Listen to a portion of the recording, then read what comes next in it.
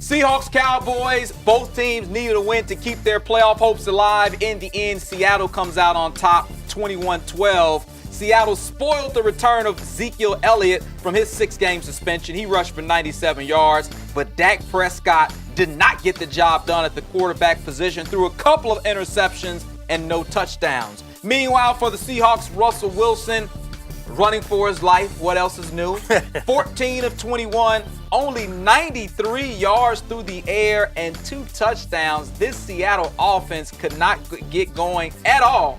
But they are still alive in the playoff hunt. The Cowboys are eliminated from playoff contention. What's your take on Seattle, a team that we saw get throttled by the LA Rams, but they still were able to bounce back? And now, they're in position to make the playoffs.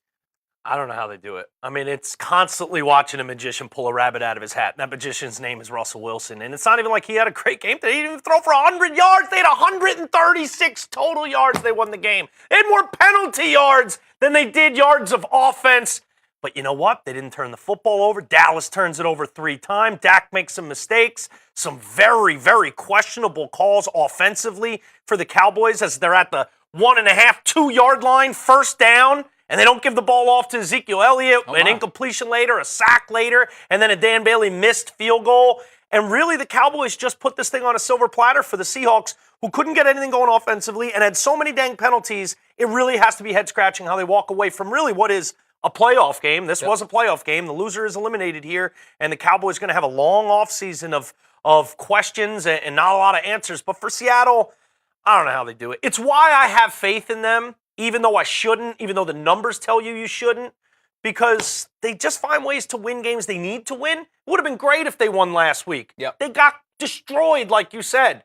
But now a game they really needed to win, they come up with a victory somehow while making it look very ugly, but making enough plays defensively when they needed to come out with the W. Seattle takes on Arizona next week. They need to win and an Atlanta loss for Seattle to get in. And you have to think there'll be some changes in the Big D, because those boys not making the playoffs this year. Stadium, we're always on demand.